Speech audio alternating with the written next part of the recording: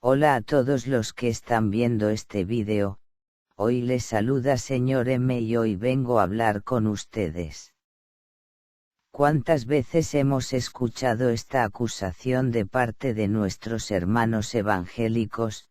Los católicos hacen imágenes para adorarlas, mientras que la Biblia lo tiene estrictamente prohibido. Muchos hermanos nuestros católicos no saben qué contestar, otros se dejan influenciar fácilmente por estas verdades a medias y algunos sienten la tentación de botar las imágenes de las capillas. Les quiero aclarar este tema acerca de las imágenes, pero con la Biblia en la mano. Antes que nada, debemos hacer una clara distinción entre una imagen, un cuadro, un adorno religioso y un ídolo, que es la imagen de un falso Dios. La Biblia sí que rechaza enérgicamente el culto de adoración a los ídolos, falsos dioses, pero la Biblia nunca ha rechazado las imágenes como signos religiosos. ¿Qué es un ídolo según la Biblia? Muchos años antes de Jesús, en tiempo de Moisés, Dios comenzó a formar a su pueblo elegido, el pueblo de Israel. Era gente muy primitiva que Dios había sacado del politeísmo para llevarla al monoteísmo. Todos estos pueblos antiguos tenían infinidad de dioses, los que adoraban y representaban a través de imágenes de Baales, que tenían la forma de un toro, de un león o de otros animales. A esas imágenes, el pueblo de Moisés las llamaba ídolos, o falsos dioses. La gente de aquel tiempo pensaba que estas imágenes tenían un poder mágico o una fuerza milagrosa. En el fondo estos ídolos eran representaciones de poderes o vicios del hombre mismo. Por ejemplo, la imagen del becerro de oro que aparece en Éxodo 32, era la expresión de la fuerza bruta de la naturaleza. También podía representar la encarnación del poder sexual desorientado y vicioso. Y el oro del becerro significaba el poder de la riqueza que explota y aplasta al hombre, es decir, el hombre con sus vicios, representados en el becerro de oro, quiere ser Dios y no quiere dejar lugar al único y verdadero Dios. Dios llamó al pueblo hebreo a avanzar por la senda del monoteísmo, dejando atrás los ídolos y dando adoración al verdadero Dios.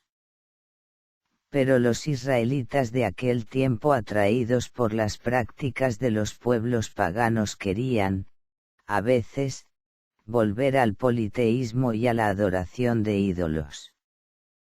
Entonces Moisés, inspirado por Yahvé, Dios les prohibió estrictamente hacer estos ídolos: no tengas otros dioses fuera de mí, no te hagas estatua, ni imagen alguna de lo que hay en el cielo ni en la tierra, ni te postres ante esos ídolos, no les des culto.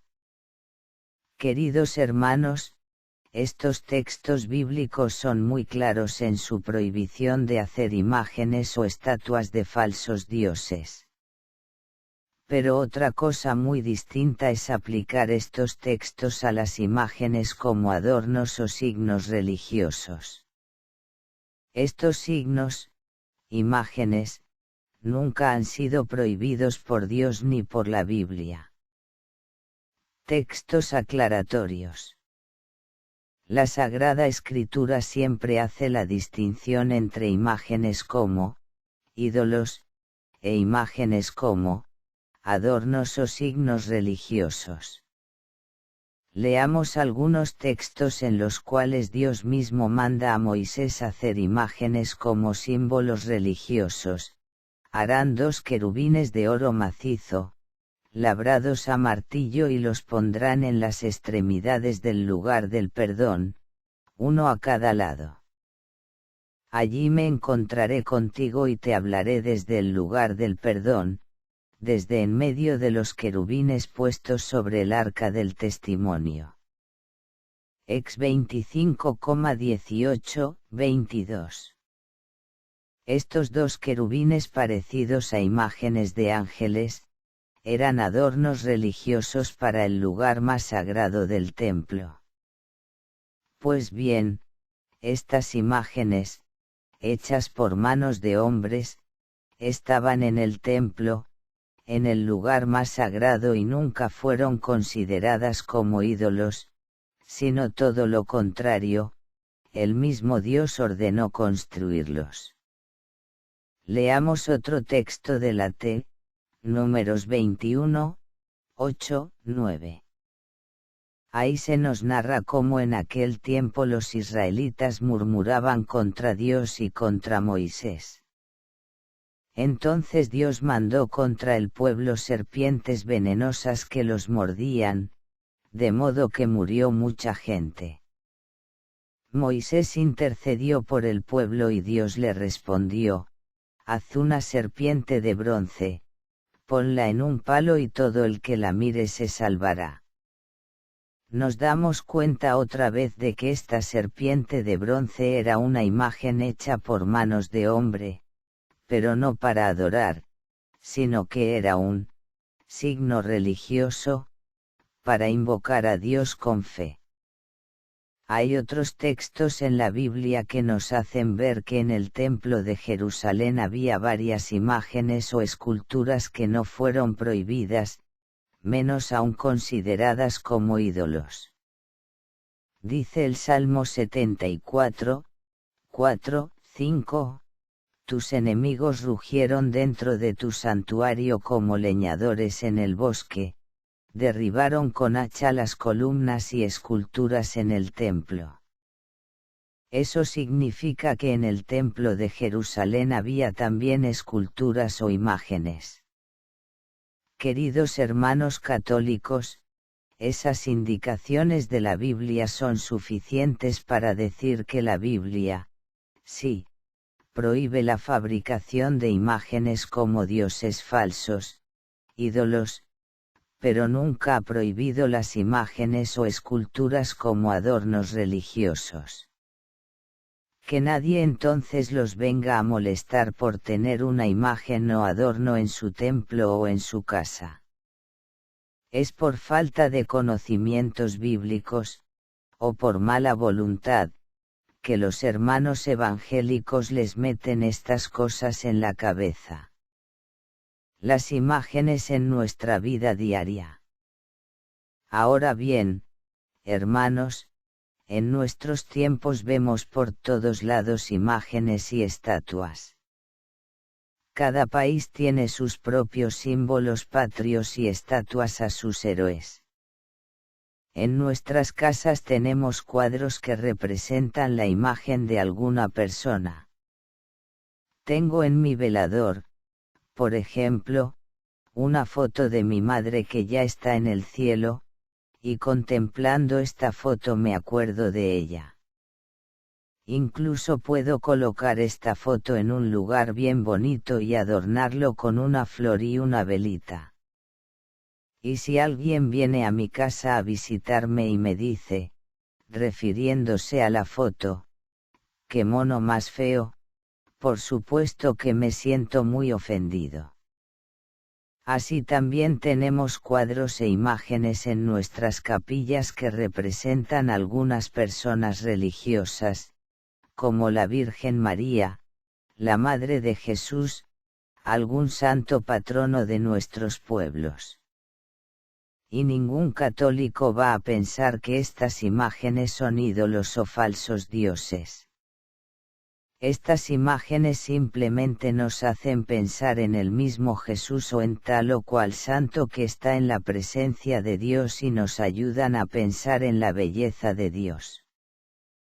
La Iglesia Católica acepta el respeto y la veneración a estas imágenes en nuestros templos, pero nunca ha enseñado la adoración a una imagen.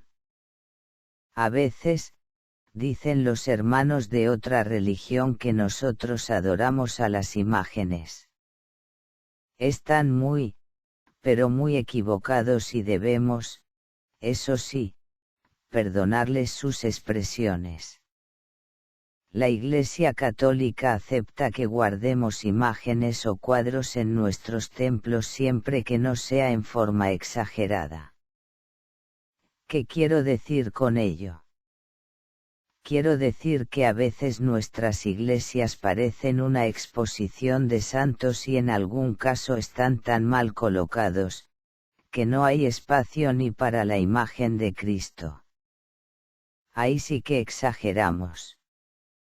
Por eso el Concilio Vaticano pidió que no se repitiera más de una imagen por cada santo y que el lugar central de la Iglesia, a ser posible, esté reservado siempre para la imagen de Cristo.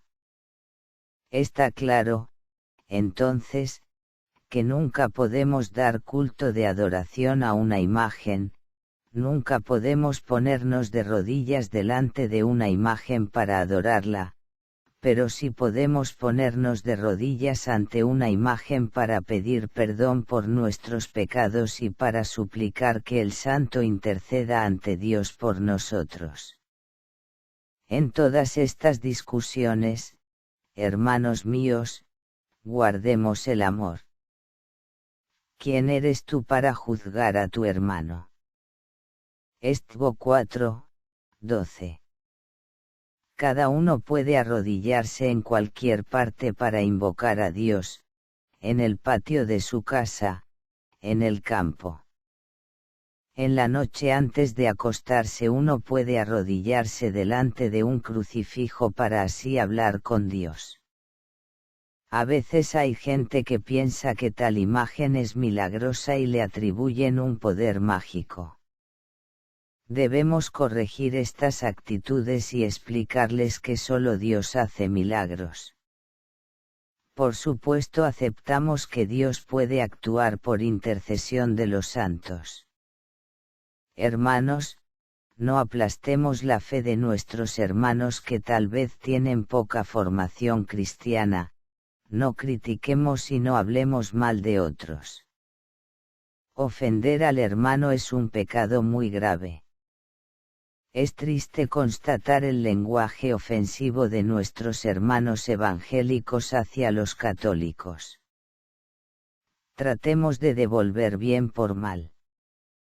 Martín Lutero, el fundador del protestantismo y de las iglesias evangélicas, nunca rechazó las imágenes, todo lo contrario, él dijo que las imágenes eran el evangelio de los pobres.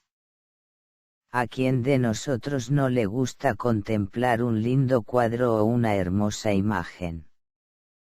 Muchas veces mirando un cuadro o una imagen podemos más fácilmente entrar en oración y en un profundo contacto con Dios. ¿Quién puede negar, por ejemplo, la belleza de la Piedad de Miguel Ángel? Pues bien, según los evangélicos habría que destruirla porque va contra la Biblia. ¡Qué disparate tan grande! Ello es hacer decir a la Biblia lo que nunca la Biblia ha dicho. Ello es una distorsión de lo que Dios nos quiere decir en la Biblia. Una regla de oro para interpretar la Biblia es mirar siempre el contexto de una frase y no aferrarse a la letra, porque en este caso, sin el contexto, hasta se puede hacer decir a la Biblia que Dios no existe, porque la Biblia pone esta frase en labios del tonto. Sal 10, 4. Los falsos dioses o ídolos de este mundo moderno. Hermanos, los ídolos o falsos dioses de este mundo moderno no están en los templos, sino que son poderes que dominan al hombre moderno por dentro. Son poderes falsos que destruyen las buenas relaciones con el prójimo y con Dios. Estos ídolos modernos están a veces en nuestras calles, en nuestras instituciones, en nuestras comunidades y familias. Esta es la idolatría que hemos de desterrar. Pienso, por ejemplo, en el falso Dios del poder y de la dominación que quiere aplastar tu libertad y engañar pueblos enteros, en el falso Dios, poder, que provoca guerras y matanzas de gente inocente. Este es el ídolo moderno que se pasea por el mundo. Pienso en el falso Dios, dinero, que domina tu corazón, que comienza con mentiras, engaños, robos, tráfico de drogas, etc. Y que pareciera que en nombre de este Dios dinero todo está permitido. Pienso en el falso Dios del sexo desorientado, en el Dios que destruye la unión familiar, en el Dios de la pasión que engaña al hombre y a la mujer, es el falso Dios que deja a los niños desamparados, en el falso Dios que destruye el verdadero amor y que se resiste a servir a una comunidad. El lugar desde donde estos falsos dioses comienzan a brotar está en nuestro corazón. Es el demonio mismo que quiere destruir nuestro corazón como templo de Dios. Y mucha gente entre nosotros, sin darse cuenta, está bajo el poder de estos falsos dioses y no dan lugar en su corazón al único y verdadero Dios del amor. Hermanos, no debemos buscar ídolos o falsos dioses en cosas de madera o de yeso, en imágenes o cuadros, sino en nuestro corazón. Si volviera ahora Moisés a nosotros, no se referiría a las imágenes ya que hoy no está el peligro de la idolatría, sino que gritaría, no te hagas falsos dioses dentro de tu corazón, destruye los vicios fuente de toda idolatría. Esto es lo que ya hicieron los profetas que vinieron después de Moisés. Los primeros misioneros que evangelizaron América Latina trajeron de España y del Perú numerosas imágenes del Señor, de la Virgen y de los santos.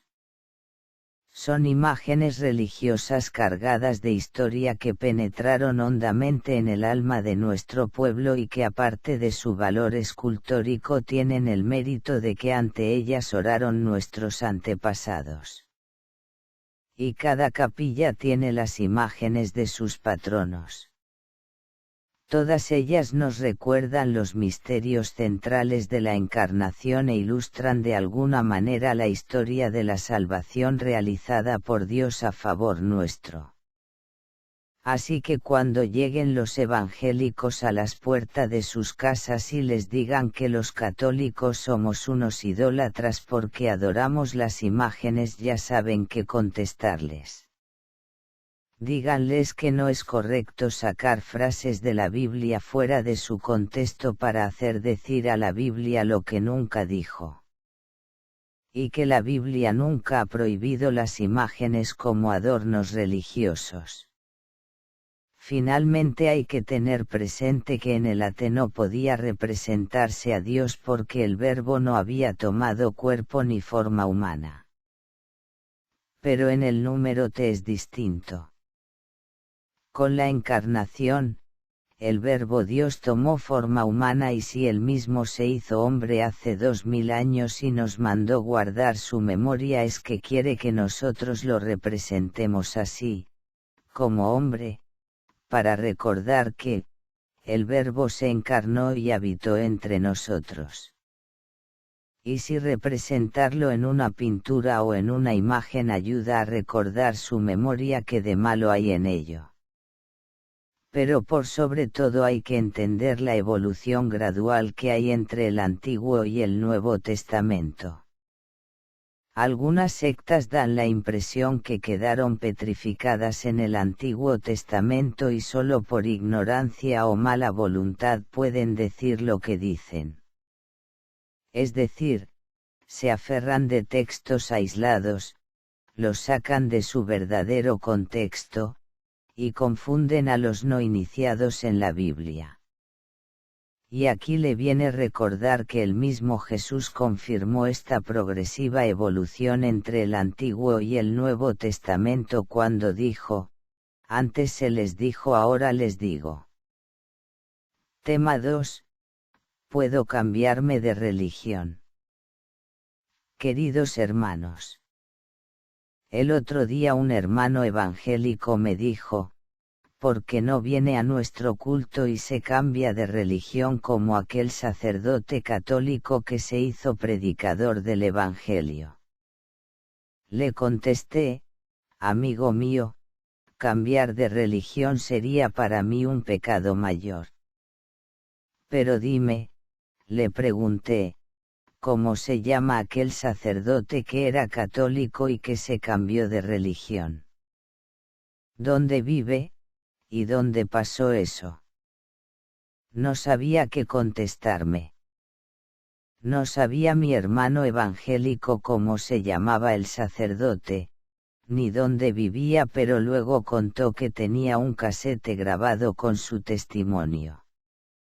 Bueno, le dije, cualquier persona puede decir y grabar lo que quiera para sembrar dudas, pero este asunto me huele a mentira. Y no olvidemos que Dios odia a los mentirosos. Prov 6, 17. Y suponiendo que sea verdad que algún sacerdote católico es infiel a su vocación, esa no es ninguna razón para que yo me cambie de religión. Jesús tenía 12 apóstoles y uno de ellos lo traicionó, pero no por eso hemos de abandonar a Jesús y a la Iglesia que él fundó. 1. ¿Por qué no me puedo cambiar de iglesia? Primero, la religión no es como la política: hoy pertenezco a un partido y mañana no me gusta y me cambio a otro. La religión tampoco es como cambiar de camisa. La religión es algo que me merece mucho respeto. Además, la religión católica, de la cual soy miembro, existe desde Jesucristo hasta ahora y es la única iglesia fundada por Jesucristo sobre el apóstol Pedro y sus legítimos sucesores. Mt 16,13, 19. Y además Jesús claramente dijo: yo estaré con ustedes todos los días hasta el final del mundo. Y el Señor Jesús no miente. Ahora bien, la religión pentecostal comenzó recién en el año 1906 en los Estados Unidos, como un movimiento de renovación dentro de los metodistas y de a poco se fue extendiendo por todos los países de América Latina. Desde aquella fecha hasta hoy esta práctica de división ha sido como el distintivo de los pentecostales. Algunos hablan ahora de que ya son casi 300 las iglesias evangélicas distintas en América Latina. Les confieso que tengo mucho respeto por el movimiento pentecostal y hasta creo que puede llegar a ser un camino de santidad. Pero me es imposible cambiar de religión porque estoy plenamente convencido de que la Iglesia Católica es la única fundada por Jesucristo sobre Pedro y, por lo tanto, la única verdadera. Un argumento que siempre debiera estar a flor de labios de los católicos es este: Jesús fundó la Iglesia Católica sobre Pedro. Tú eres Pedro y sobre esta piedra edificaré mi iglesia. Mt 16, 18. De aquí se deduce que todas las iglesias que son edificadas sobre otro fundamento que no sea Pedro contravienen expresamente la voluntad de Cristo. Esta es la verdad que glosa este versito. Junto al mar de Galilea. El Señor dijo a Simón: tú estarás en el timón de la Santa Madre Iglesia. ¿Dónde estaban, por ejemplo, los evangélicos en los años 100, 500 y 1000 y hasta el siglo XVI.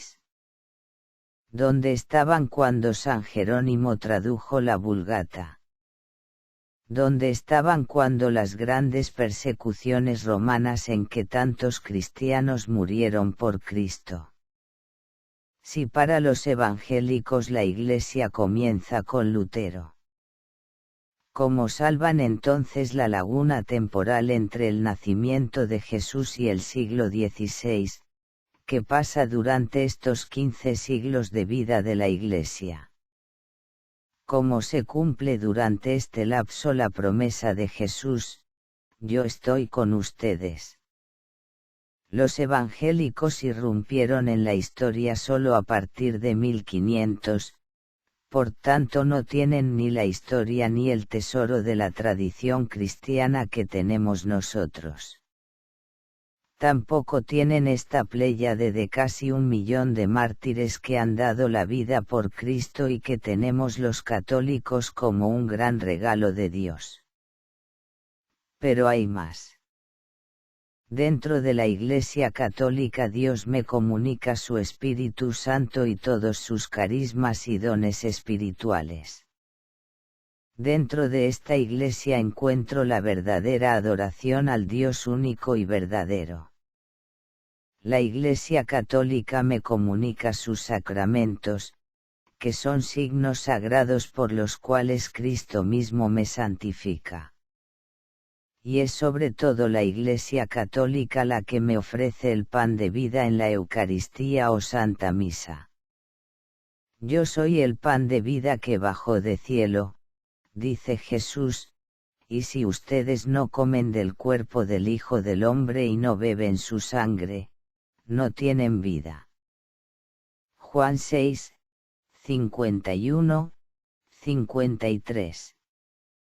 La verdad es que hay muchas cosas que dejó Cristo en la Iglesia y que yo no las encuentro en las iglesias evangélicas y que, reitero, solamente las encuentro en la Iglesia Católica. 2. La cuestión de la bebida. Ahora bien, a veces los hermanos llaman a cambiar de religión por la cuestión del trago. Quieren dar la impresión de que los católicos somos todos unos borrachos. ¡Qué injusticia y qué calumnia más grande!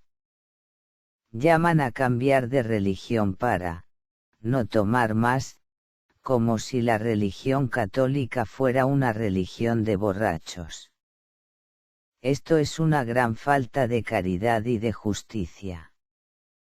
Y aunque a veces hay personas que han dejado el trago al hacerse evangélicos, ello no significa que nuestra religión sea una religión de borrachos. En estos últimos tiempos y en algunos lugares, muchos católicos por distintas razones se han pasado a los hermanos evangélicos. Pero yo les digo a los católicos, no se desanimen. No temas, pequeño rebaño, porque al Padre de ustedes le agradó darles el reino. LC 12, 32. En la historia de la Iglesia Católica, una historia de 2000 años, hubo épocas en que casi todos abandonaron la verdadera fe. Por ejemplo, en el año 356 se metió la herejía del arrianismo entre los creyentes y casi todos, hasta obispos y sacerdotes, abandonaron la Iglesia. Tiempo después terminó el arrianismo y volvieron otra vez a la Iglesia Católica. Sucederá igual ahora. En el año 1200 aparecieron en Europa los cátaros y los waldenses, hombres muy piadosos y espirituales, predicaban otra religión y daba la impresión que iban a terminar con todos los católicos. Luego terminó el fervor de estos grupos y hoy día ya nadie habla de ellos. Pero la Iglesia Católica sigue. En los años 1500, Lutero y Calvino protestaron contra algunos abusos que había en el interior de la Iglesia católica. Formaron iglesias separadas, las iglesias protestantes, que después con el tiempo se dividieron en muchísimas iglesias. Hoy en día muchas de estas iglesias se sienten avergonzadas de tantas divisiones, porque saben muy bien que Jesús quiere ver a sus seguidores todos unidos como una sola familia. Las divisiones de las iglesias son la gran tentación de todos los tiempos. Y si lo miramos con altura, hoy es el mismo Espíritu Santo quien suscita deseos de unidad al interior de todas las iglesias. 3. Los falsos profetas. Ya en tiempo de San Pablo, se metieron falsos profetas que entregaban enseñanzas mentirosas. Hermanos, dice el apóstol, les ruego en el nombre de nuestro Señor Jesucristo que se pongan de acuerdo y que no estén divididos. 1 Corintios 10. Me admira mucho que ustedes estén dejando tan pronto a Dios y que estén siguiendo un mensaje de salvación tan diferente. Lo que pasa es que hay algunos que les molestan a ustedes y quieren cambiar el mensaje de salvación de Cristo. Pero si alguien les da a ustedes un mensaje de salvación distinto del que les hemos dado, que esta persona sea puesta bajo nuestra maldición. Gal 1, 6, 9. Lo mismo escribe San Pablo en su carta a los Corintios contra los falsos apóstoles, 2 Cor 11,1, 15. Algunos se han desviado y se han perdido en discusiones inútiles. Quieren ser maestros de religión, pero no entienden ni lo que ellos mismos dicen, ni lo que pretenden enseñar con tanta seguridad. 1 Timoteo 1, 4, 7 y 6, 3, 5. También el apóstol Pedro advierte contra los que enseñan mentiras: hay maestros mentirosos entre ustedes. Ellos enseñan secretamente sus ideas dañinas, negando así al propio Señor que los salvó. Hablan mal del verdadero camino que es el Evangelio y en su ambición de dinero, los explotan a ustedes con enseñanzas falsas. 2 Pedro 2, 1, 3. 4.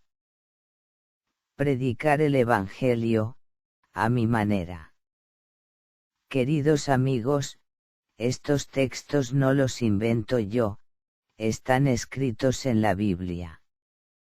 Y al igual como en otros tiempos había grupos de cristianos que predicaban el Evangelio a su manera, así no debemos asustarnos que ahora también aparezcan grupos que predican y explican el Evangelio a su manera. No se desanimen, no se dejen engañar, no acepten verdades a medias que son lo mismo que una mentira. Siempre ha existido la tentación de abandonar la Iglesia católica y formar nuevas iglesias. Siempre que hay problemas, crisis o pecado en el seno de la Iglesia se producen divisiones. Es lo mismo que una familia. Supongamos que un día todo va mal en casa, que papá y mamá se portan mal, discuten, pelean. No por eso los hijos deben arrancarse de la casa, sino que, con prudencia y cariño, deben pedir que los padres se corrijan y se amen entre sí. Donde hay pecados, hay desunión, cismas, herejías, discusiones. Pero donde hay virtud, hay unión, de donde resulta que todos los creyentes tienen un solo corazón y una sola alma. Así también debemos amar a esta Iglesia de Cristo que es santa y pecadora, y pedir la purificación de esta gran familia de Dios. Pero sería un pecado mayor salirse de esta Iglesia católica para formar otra iglesia. Cada uno tiene que decir su propio, mea culpa, por la responsabilidad que le cabe en la marcha de la Iglesia. Ojalá nuestra Iglesia pudiera aparecer, sin mancha ni arruga, pero por el momento, somos peregrinos a la eternidad, todos somos caminantes y a todos se nos pega el polvo del camino. Aunque todos abandonen la Iglesia católica, yo seguiré siendo miembro de esta Iglesia de Cristo.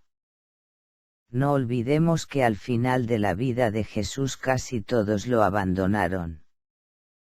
Y hoy más que nunca tienen vigencia aquellas palabras de Jesús, y ustedes también quieren abandonarme.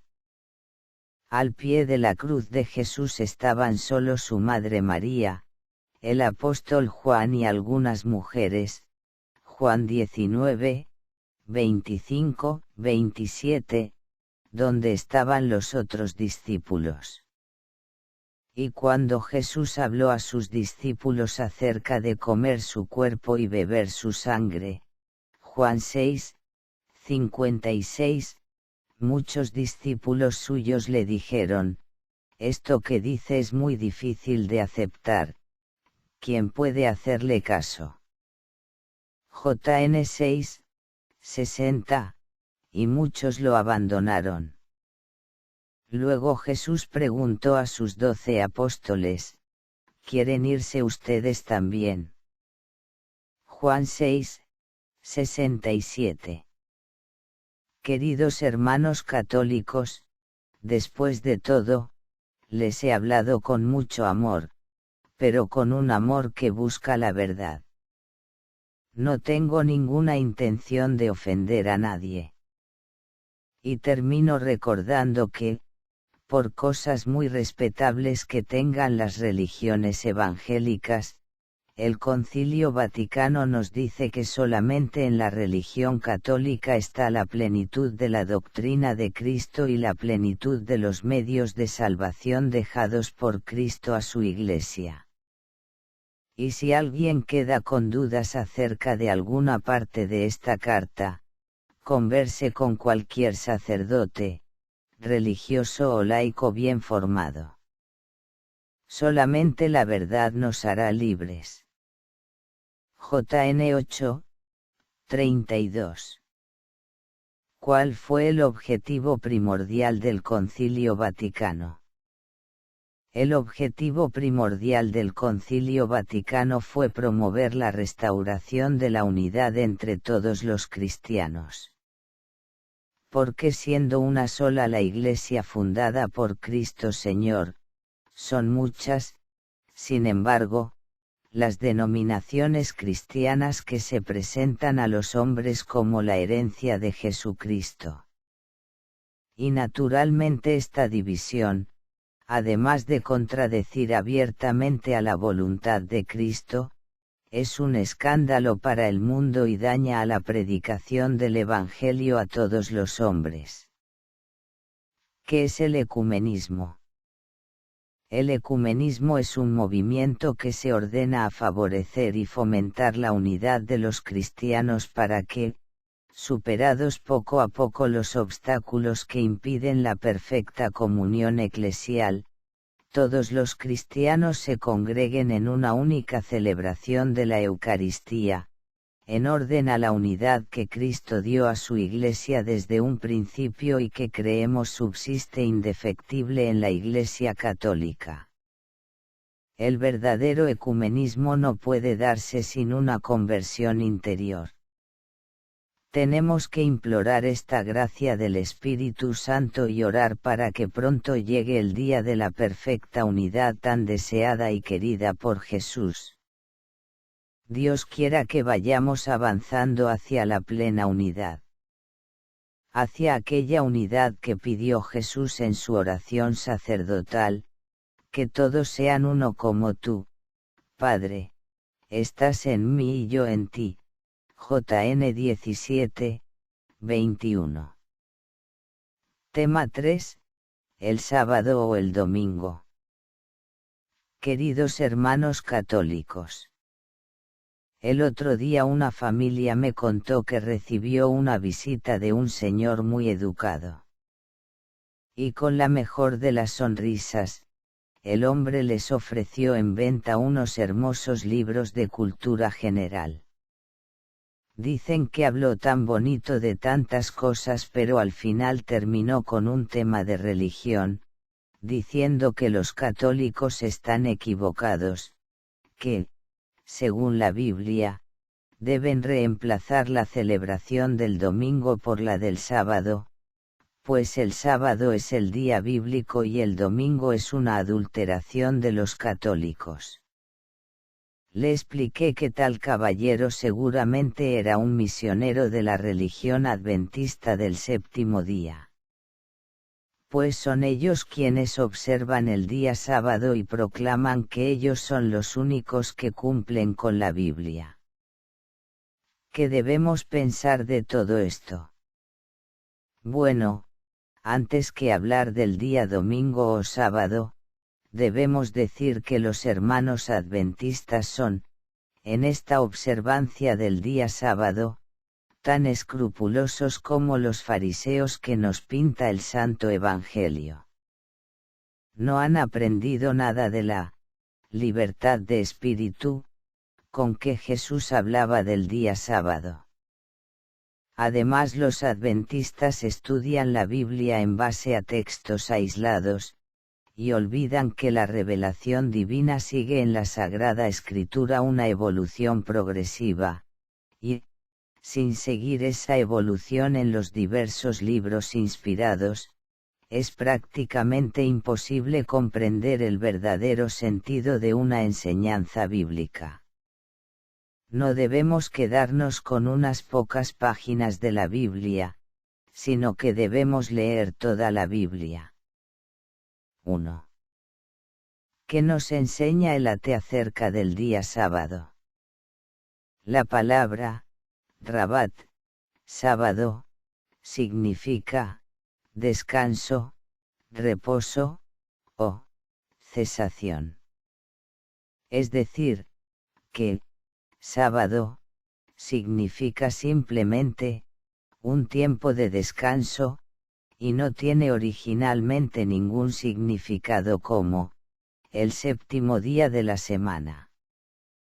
De hecho, se emplea en la Biblia la palabra, sábado, con diversas significaciones. A veces significa, un reposo, de un día, ex 20,10. Otras veces este reposo es de, un año, Lev 25,4. Alguna vez indica también un periodo de 70 años, 2 Cron 36, 21.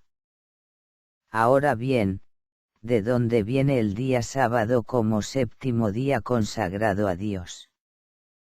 Leemos la Biblia, así fueron hechos el cielo y la tierra y todo lo que hay en ellos. Dios terminó su trabajo el séptimo día, y descansó en este día de todo lo que había hecho. Bendijo Dios el séptimo día y lo hizo santo porque ese día el descansó de todo su trabajo de creación. Gen 2, 3. En 6 días Yahvé hizo el cielo y la tierra, el mar y todo cuanto hay en ellos, pero el séptimo día Yahvé descansó, y por eso bendijo el sábado y lo hizo sagrado. Ex 20, 11. 6 días trabajarás y harás tus obras, pero el séptimo es sábado de Yahvé tu Dios. Deut 5, 13, 14. Nos damos cuenta de que en estos textos la palabra, sábado, descanso, tiene para los israelitas del Antiguo Testamento un nuevo sentido, un sentido religioso. El sábado les recordaba la creación de Dios en 6 días con su descanso en el séptimo día. Este último día es consagrado a Dios. Y el hombre también con su trabajo imita la actividad de Dios creador y con su descanso, Sabbat, del séptimo día el hombre imita el reposo sagrado de Dios. Ex 31, 13. Así el día sábado se convirtió para los israelitas en una señal, en una de sus prácticas más típicas e importantes. Esta señal del día sábado y la circuncisión eran características mediante las cuales el pueblo de Israel se distinguía de los otros pueblos que lo rodeaban. Y durante toda la historia del el pueblo de Israel guardó fidelidad a estas dos señales.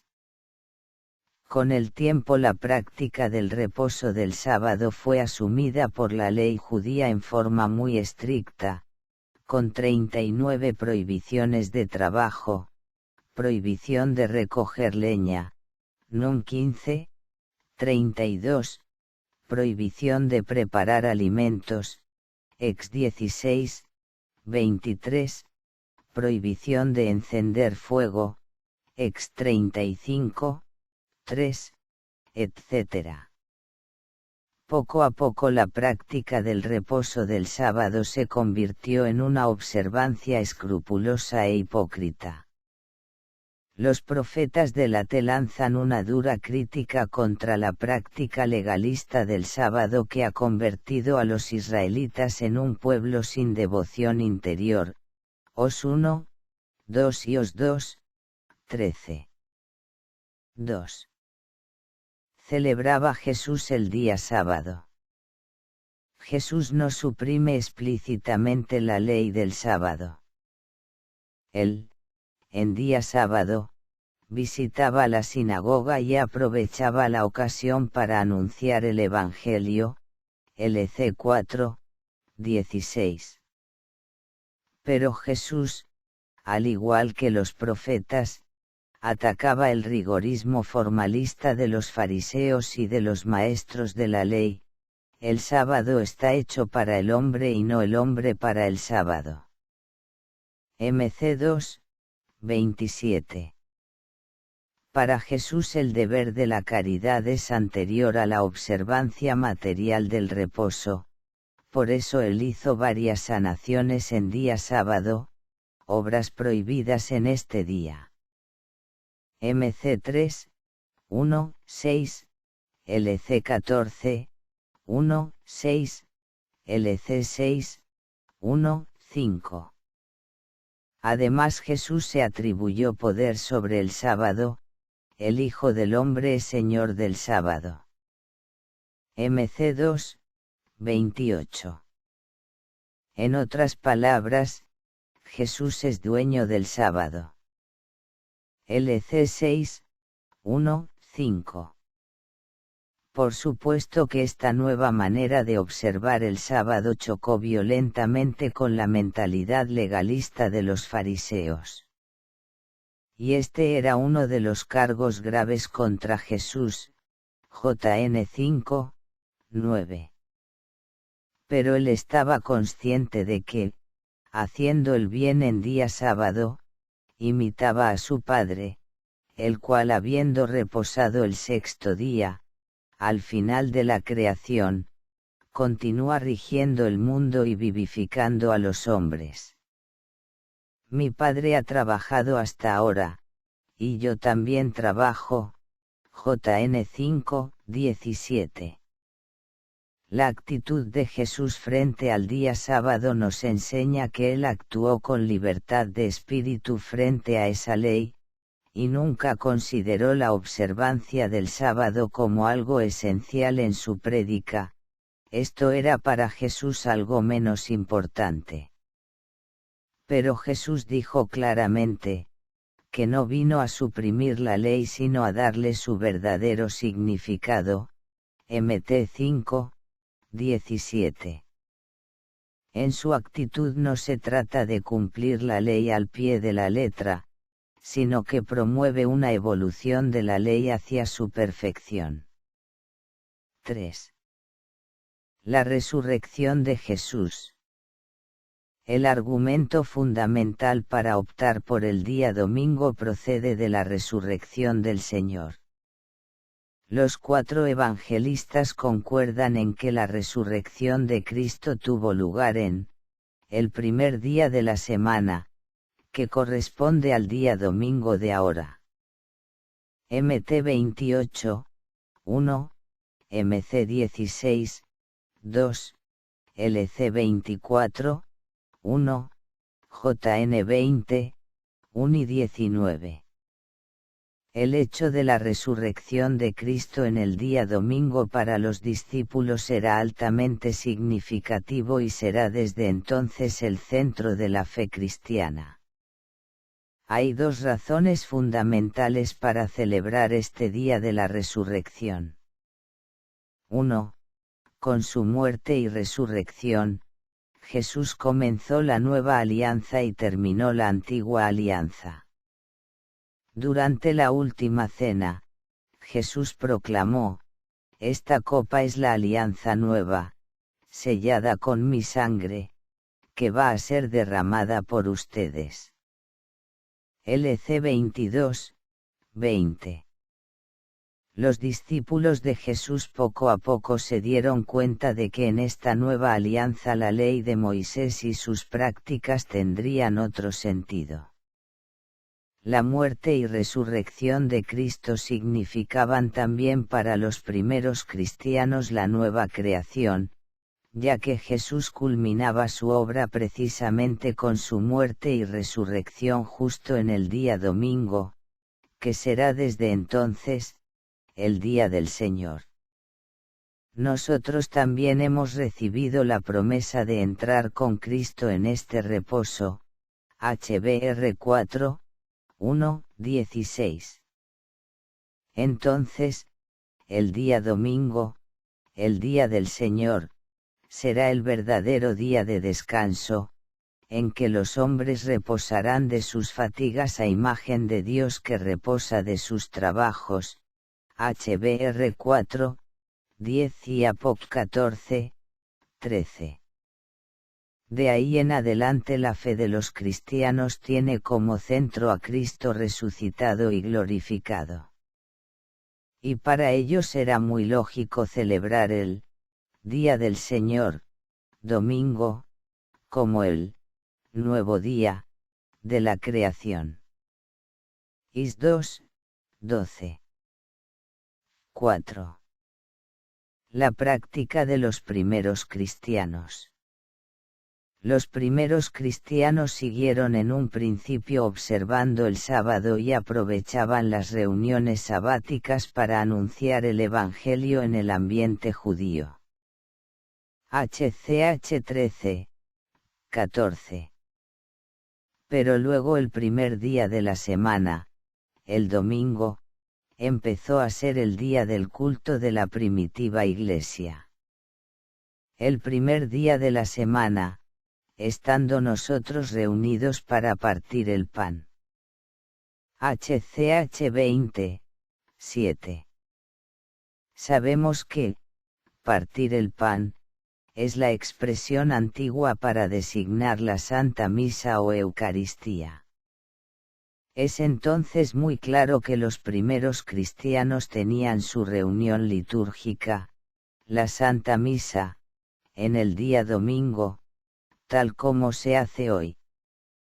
Escribe Juan, el autor del libro Apocalipsis: sucedió que, un día del Señor, quedé bajo el poder del Espíritu Santo. AP 1, 10. 5. ¿Qué nos enseña el apóstol Pablo? Jesús había dicho: yo no vine a terminar con la ley, sino a completar la ley, dándole su última perfección. MT 5, 17. San Pablo en sus cartas desarrolla esta misma idea: el fin de la ley es Cristo. Rom 10, 4. Así para el apóstol la plenitud de la ley no se encuentra en el cumplimiento literal de la ley, sino en la fe en Cristo. Pablo dice que, la ley ha sido nuestro maestro hasta Cristo, Gal 3, 24, y con Cristo se inicia la nueva alianza, 1 Cor 11, 25. El apóstol Pablo tuvo sus discusiones acerca del día del Señor. Al comienzo tenía la costumbre de predicar en las sinagogas el día sábado para los judíos, pero cuando le rechazaban sus enseñanzas, él se volvía a los gentiles. En este ambiente no judío, Pablo no daba importancia a las costumbres judías, como la circuncisión, el día sábado, etc. Pablo se reunía con los nuevos creyentes el primer día de la semana, y trasladaban las prácticas que los judíos solían hacer en día sábado, como la colecta de la limosna, al primer día de la semana. 1 Cor 16, 1, 2. Esta actitud en favor de los gentiles convertidos provocó una fuerte discusión en la Iglesia. Luego, este asunto fue tratado en una reunión en Jerusalén, con los apóstoles y ancianos de esta Iglesia. Ahí tomaron la decisión de no imponer a los gentiles convertidos ninguna carga o práctica judía, salvo lo absolutamente necesario. HCH 5, 28, 29. Con esta decisión quedó abierta la puerta a los gentiles, sin obligarlos a la ley judía. Ahora bien, Pablo escribe a los colosenses, que nadie los moleste a ustedes por lo que comen o beben, o con respecto a días de fiesta, lunas nuevas o días de descanso. Colección 2, 16. Además criticó el afán de dar demasiada importancia a ciertos días, sábado, meses, fechas y años, Gal 4, 10.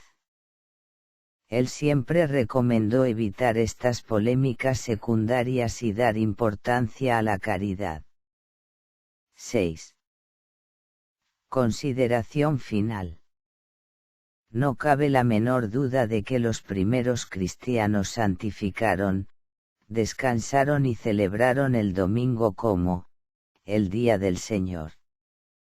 Esta práctica tiene pleno fundamento en la Biblia. Respetamos el hecho de que los judíos celebren el sábado en la forma indicada en el Antiguo Testamento, ellos no son una religión cristiana. En cuanto a algunos grupos, como los adventistas, que se dicen ser cristianos, y que defienden la celebración del sábado, no del domingo, tenemos que decir que no interpretan bien toda la Biblia, ya que se quedan con una práctica judía de la T y no siguieron el cumplimiento del número T. Esto sucede porque interpretan la Biblia en forma literal y parcial, y olvidan que Jesús completó y perfeccionó el AT. Los católicos, entonces, estamos en la verdad al celebrar el día domingo.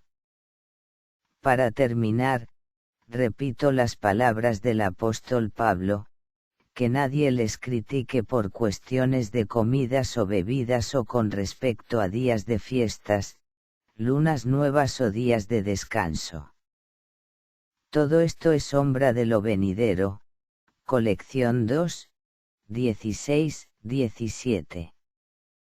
Me consta que muchos adventistas pasan como obsesionados casa por casa llamando a los católicos a cambiarse de religión por la cuestión del día sábado. Como si esto fuera lo más importante de la Biblia.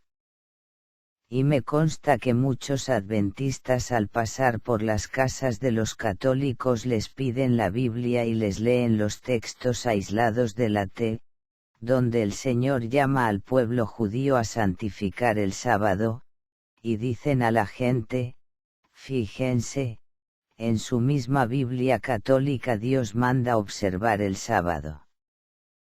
¿No ven que ustedes están equivocados? Esto es abusar de la Biblia y de la buena fe del pueblo sencillo. Es usar de una verdad a medias para sembrar dudas y perturbar a la gente sencilla. Por eso es conveniente que ustedes, amigos, lean varias veces este tema hasta que se empapen bien de lo que aquí se dice, y cuando pasen los adventistas sepan qué responderles, con caridad sí, pero también con energía y con claridad. En definitiva, los católicos no hemos quedado petrificados en el Antiguo Testamento ni somos esclavos de frases sacadas de su verdadero contexto. Los católicos aceptamos esta evolución querida por Dios entre Antiguo y Nuevo Testamento y aceptamos a Jesús como amo y Señor de la historia y tenemos muy claro que la realidad presente deja muy atrás los signos con que fue prefigurada. Es por eso que santificamos el día domingo. Nos veremos en el siguiente vídeo. Atentamente, Señor M.